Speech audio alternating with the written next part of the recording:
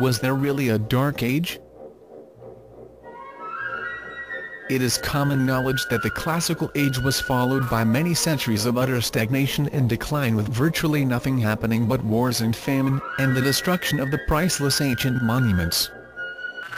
Then, during the Renaissance, the classical authors reappear from oblivion. Latin and Greek become resurrected as the intelligentsia Esperanto of the Middle Ages.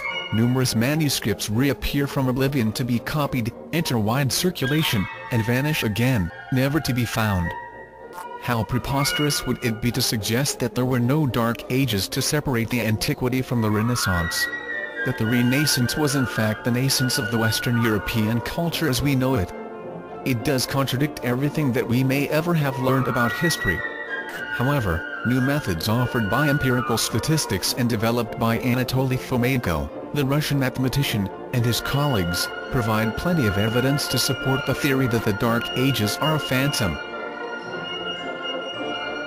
We find lots of spicy morsels in the cauldron of history.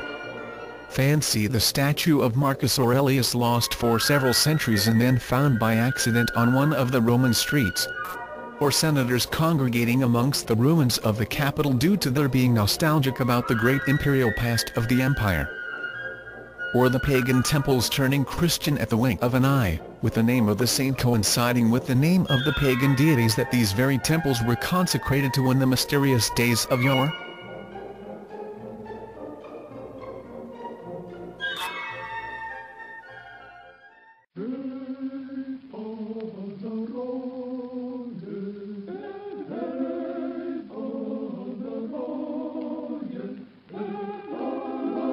According to the official version of history, Russia remained under the political and military yoke of the Mongols for many centuries on end. The term Mongol is usually assumed to have always meant the same thing, however. This turns out to be incorrect. The modern interpretation is of a relatively recent origin. Bear in mind that Mongolia didn't exist as an independent state until the early 20th century. The word Mongol simply meant Great One. Its association with the nomadic tribes hailing from the steppes north of China is a later invention. But why did it have to be invented? The reason is simple: the actual Mongol conquerors of Russia never existed. The yoke theory was created by the court historians of the new Russian dynasty, the Romanovs. It has served the end of justifying the Romanovs' claims for the throne and diminishing their long-time adversaries, the Horde, or the professional Russian army, which remained fiercely loyal to the old Russian dynasty. Deposed and finally destroyed by the Romanovs as a result of a conspiracy. The savage invaders and torturers of the Russian land that we read about in history textbooks were the protectors of the state in reality. And ethnic Slavs for the most part. Small wonder historians still cannot find a single trace of the mythical Mongol capital. No such capital ever existed anywhere near the Gobi Desert.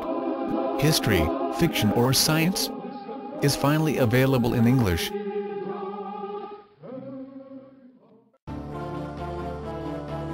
This book will change your entire perception of history forever. What if ancient Rome, Greece, and Egypt were invented during the Renaissance? What if the Old Testament was a rendition of events in the Middle Ages? What if Jesus Christ was born in 1053 and crucified in 1086 AD? Sounds unbelievable? Not after you've read History, Fiction or Science by Anatoly Fomenko, the leading mathematician of our time.